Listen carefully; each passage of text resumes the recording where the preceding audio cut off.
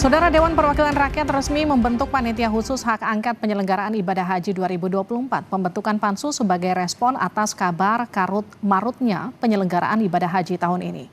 Apa saja yang jadi persoalan? Berdasarkan hasil pemantauan tim pengawas haji DPR, persoalan yang dihadapi jemaah haji antara lain tenda yang lebih dari kapasitasnya, antrian toilet yang bahkan sampai 2 jam, air conditioner atau AC yang mati, hingga fasilitas yang tak ramah untuk kalangan lansia.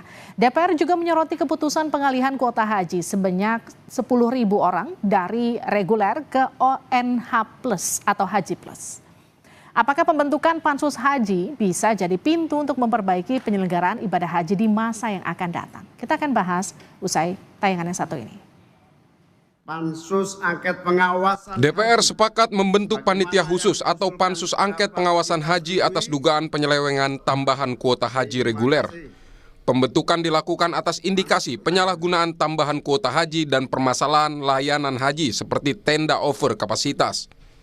Wakil Ketua DPR Muhaimin Iskandar berharap kesalahan tak terulang di tahun mendatang. Tujuannya agar tidak ada lagi penyelewengan dan penyalah kebijakan yang merugikan jemaah haji yang sudah mengantri puluhan tahun. Tiap tahun itu harus dilakukan tindakan-tindakan khusus melalui panitia khusus ini supaya tidak terulang dan terulang lagi. Adanya dugaan penyelewengan kuota haji reguler digunakan untuk haji khusus, anggota Pansus Haji fraksi P3 Ahmad Baidowi meminta pengusutan melibatkan KPK. Baidowi menyebut pembentukan pansus ini merupakan puncak dari permasalahan penyelenggaraan haji selama 3 tahun terakhir dan diperburuk dengan pengalihan kuota haji ke haji khusus yang menyalahi undang-undang. Tahun lalu ada masalah. Tahun ini ternyata masalahnya makin banyak, makin kompleks, dan termasuk pelanggaran terhadap undang-undang. Dan bagi kami ini perlu dikelirkan supaya persoalan penanganan ibadah haji, problemnya di mana bisa diurai masalahnya melalui panitia angket. Tentunya dalam aspek pengelolaan keuangan, lembaga yang berwenang juga akan dilibatkan, mestinya dilibatkan ya. Tetapi sekali lagi ini baru aspirasi pribadi-pribadi, nanti akan diusulkan ketika rapat panitia angket berlangsung. Merespons dibentuknya pansus haji oleh DPR, Menteri Agama Yakut Khalil Qoumas menyebut menghormati pembentukan pansus dan akan mengikuti proses yang berlaku. Ya, kita ikuti saja, itu kan proses yang dijamin oleh konstitusi kan. Semua proses kita akan laporkan kan, proses mulai dari persiapan sampai pelaksanaan ibadah haji kita akan sampaikan apa adanya. Operasional haji masih berlangsung sampai tanggal 23 Juli. Jadi masih berlangsung nih haji, jadi saya belum bisa ngomong soal evaluasinya. Kalau saya sih lebih baik dari tahun lalu, dari tahun sebelumnya. Alhamdulillah semuanya lancar gitu ya. Kalau ada kekurangan sana sini ya pasti namanya kita ini manusia dan hidup di dunia. Pasti ada kekurangan sana sini dan itu yang perlu dilakukan perbaikan.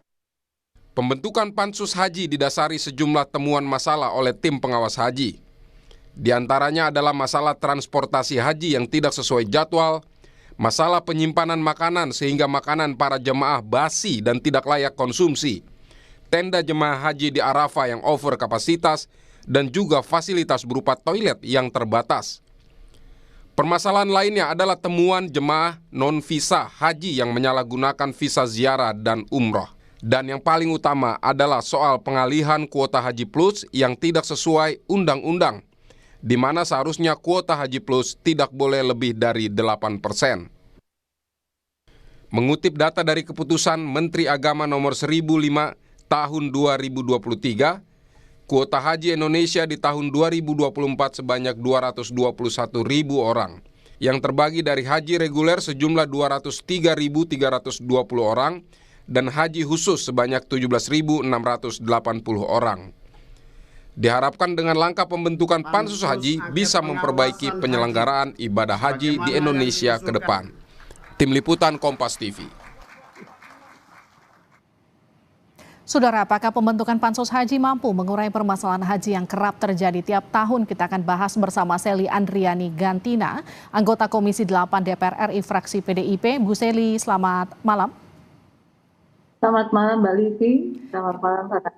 Kita juga akan sapa Chandra Kriftaning Tias, Jemaah Haji 2024. Mbak Chandra, selamat malam. Selamat malam Mbak Livi. Saya ke Bu Seli dulu ya Mbak Chandra. Jadi Bu Seli, Ya, siap. titik berat apa saja temuan tim WAS yang mendorong terbentuknya pansus? Ya, kalau titik berat kami adalah terkait dengan sistem pelayanan haji yang memang akan dibahas oleh kami, yaitu ada 4 manajemen pembahasan yang akan kita lakukan. Pertama adalah manajemen kuota haji, yang kedua adalah manajemen keuangan haji, yang ketiga adalah manajemen penyelenggaraan ibadah haji, dan yang keempat adalah manajemen yang terkait dengan SDM dan petugas haji. Karena prinsipnya bagi kami adalah bagaimana nanti ke depannya 5,4 juta jamaah haji yang waiting list ini, siapapun presidennya, siapapun menterinya, berganti-ganti, pelayanan jemaah haji bisa dilayani dengan lebih baik. Karena kalau kita berbicara jemaah haji yang berangkat ini, hampir 90% adalah jemaah haji yang belum pernah berhaji dan belum pernah berumroh. Tetapi kalau petugas haji dan pemerintahnya pasti sudah pernah berhaji dan pasti akan melayani jemaahnya dengan sangat baik.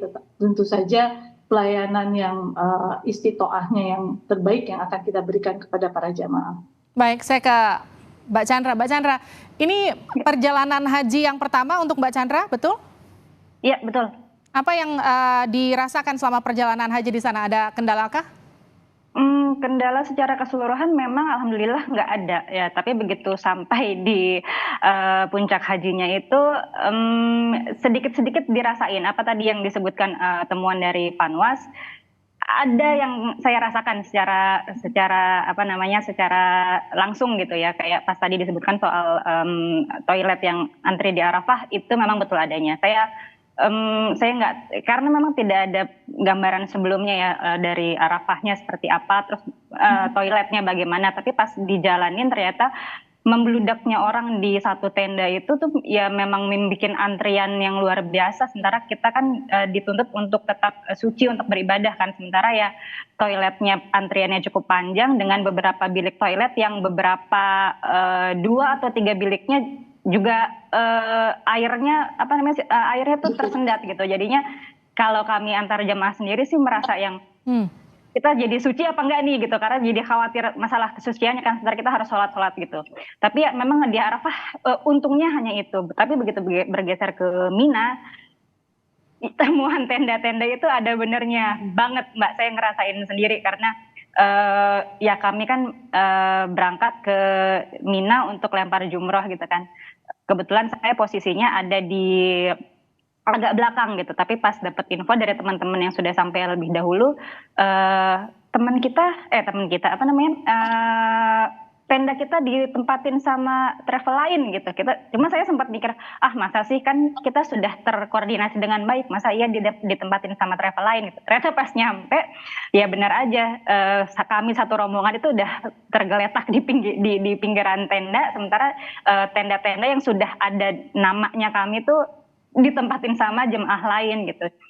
Katanya sih sempat terjadi sedikit perselisihan ya, kami merasa itu punya hak kami yang sudah ada namanya tertempel, tapi jemaah yang tertidur pun juga mereka bisa tidur di tenda itu karena sudah dapat izin dari pihak di sana untuk menempati tenda kami gitu. Sempat terjadi gesekan sampai akhirnya saya kurang tahu dapat dari mana, dapat solusi dari mana, akhirnya jemaah kami dikasih tenda lain yang itu memang posisinya tidak jauh dari tenda kami sebelumnya, tapi dengan jumlah total rombongan kami itu tenda yang kami dapati agak sedikit berkurang gitu. Jadi memang pas waktu itu sih saya merasa lebih masih ibaratnya kalau kita tidur di emperan mungkin nggak masalah gitu ya, sementara yang jemaah lansia yaudah kita dimasukin dulu gitu. Tapi ternyata ya kita sama-sama satu senasib lah. Ayo masuk bareng-bareng aja, tidur bagaimana caranya, yang penting kita merasakan tidur untuk tidur untuk besok melakukan ibadah lainnya gitu. Oke, Mbak Chandra, tapi kalau untuk problem yang tadi sempat disebutkan soal transportasi, keterlambatan penjemputan, kemudian soal catering, itu ditemukan juga nggak di sana? Kalau transportasi saya tidak mengalami, tapi kalau untuk catering, jadi satu tenda kami itu kan memang dari beberapa travel ya. Itu saya nggak tahu itu jatuhnya kurang. Jadi saya nggak tahu pembagian makanannya apakah beberapa tenda satu catering atau bagaimana, tapi sempat kehabisan. Jadi kalau kami sih, kalau kita kan ngerasanya kan satu tenda itu ya udah, itu ya catering terdekat adalah tempat kita gitu. Tapi ternyata habis, tapi memang diperkenankan untuk mendekati catering yang lain untuk mengambil makanannya gitu. Cuma kan ya balik lagi Mbak, karena biasanya kalau jemaah haji itu kan dihadapkan sama dua posisi ya Mbak Livi, Ibu Seli, gimana kita pengen memperoleh hak, pengen memperoleh apa yang seharusnya kita dapat. Tapi sisi kita selalu diingatkan, mungkin itu ujian, mungkin itu apa, akhirnya banyak kita berlapang dada jatuhnya gitu. Oke, saya ke Bu Seli lagi. Bu Seli, tapi gini, kalau tadi soal toilet, soal catering, itu kan juga permasalahan tiap tahun ya. Tahun lalu juga ada problem soal toilet. Saya juga ingat bahkan tahun lalu kalau komplainnya soal catering itu makanannya dianggap tidak layak konsumsi karena ya kurang. Ya, kemudian maktab juga, itu juga problem dari tahun lalu. Katakanlah gini, setiap penyelenggaraan ibadah haji selalu ada panwasnya, selalu dievaluasi. Tapi kenapa ini selalu terjadi tiap tahun? Ya, betul. Saya merasa prihatin dengan apa yang disampaikan Mbak Chandra. Tetapi ini menjadi catatan khusus buat kami di Pansus Haji. Karena kami merasa prihatin dengan apa yang dilakukan oleh Kementerian Agama. Setiap kita melakukan evaluasi setiap tahun, selalu berulang bahwa apa yang disampaikan oleh para jamaah kita. Dan yang menjadi catatan kami adalah bahwa jamaah haji Indonesia ini termasuk jamaah haji yang paling baik dan paling ramah seluruh dunia. Karena mereka selalu dihadapkan bahwa oh iya, haji ini adalah harus menerima apa adanya. Yang tadi disampaikan oleh Mbak Chandra, oh iya kita harus bersabar, oh iya kita harus tawakal, oh iya kita harus menerima apa adanya. Yang disampaikan oleh Mbak Chandra bahwa masalah toilet, masalah yang ada di Ad-Musna dan di Ad-Mina, itu adalah menjadi kewajiban pemerintah Saudi Arabia. Pemerintah selama ini, para jamaah di seluruh Indonesia selalu menyalahkan Kementerian Agama bahwa sebetulnya masalah Ad-Musna ini adalah kewajiban pemerintah Saudi Arabia. Artinya ada kelemahan dari pemerintah Indonesia yang tidak bisa melakukan lobby-lobby yang sangat mendalam dengan pemerintah Saudi Arabia. Bahwa kebutuhan kapasitas selama di Arafah, selama di Musdalifah, selama di Mina, itu adalah tanggung jawab pemerintah Saudi Arabia. Bahwa kebutuhan yang dibutuhkan oleh jamaah kita, berapa jumlah jamaah kita, seharusnya dari awal sudah menjadi tanggung jawab pemerintah Saudi Arabia. Tetapi selama ini kepanitiaan ad hoc yang dilakukan oleh pemerintah Kementerian Agama itu tidak pernah dilakukan maintenance secara baik gitu loh. Nah, kita selalu bilang nih, jumlah jamaah perempuan dengan jumlah jamaah laki-laki ini kan selalu lebih banyak jamaah perempuan. Apalagi tadi disampaikan oleh Mbak Chandra, kalau kita berbicara, mohon maaf, timing. Kalau perempuan dengan laki-laki, kita berbicara waktunya saja. Perempuan pada saat masuk ke toilet, dengan menutup ihramnya saja, dia kan tidak mungkin harus terbuka, benar kan Mbak Chandra ya? Dia masuk ke toilet butuh waktu 10 menit, sementara kan kalau laki-laki 3 menit saja dia sudah cukup, sudah bisa langsung keluar. Antriannya panjang gitu kan, terus belum makanan basi. Nah, kalau kemarin harus kami sampaikan juga kepada seluruh masyarakat seluruh Indonesia, kita juga punya masalah lain, yaitu pada saat kita berbicara tentang visa ziarah. Kemudian kita berbicara tentang visa umroh. Bagaimana pemerintah Saudi Arabia memberikan visa umroh dengan masa waktu yang 90 hari. Sementara masih banyak warga negara Indonesia yang melaksanakan umroh dan mereka masa tinggalnya berada di Mekah dan di Madinah, sekitar 130.000 jamaah Indonesia yang masih ada di sana. Dan mereka dilakukan sweeping, dan hari ini terbukti masih banyak warga negara Indonesia yang mereka belum kembali ke Indonesia. Baik, Dan mereka oke. masih terhambat di sana, dan ini menjadi PR untuk kedutaan Indonesia. Bagaimana kita harus membebaskan warga negara Indonesia. Nah, ini adalah PR-PR yang menjadi pembahasan pansus ke depan. Bagaimana kita harus menertibkan Baik. keimigrasian, gitu kan? Oke, Nah, baik.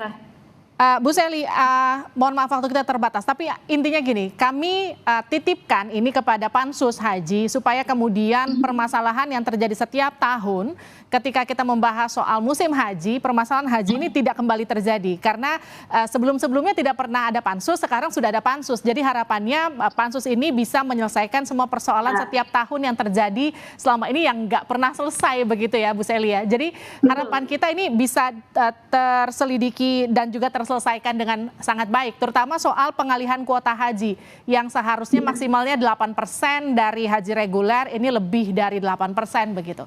Terima kasih Bu Sally, terima kasih Mbak Chandra sudah bergabung di Sapa Indonesia Malam, sehat-sehat selalu.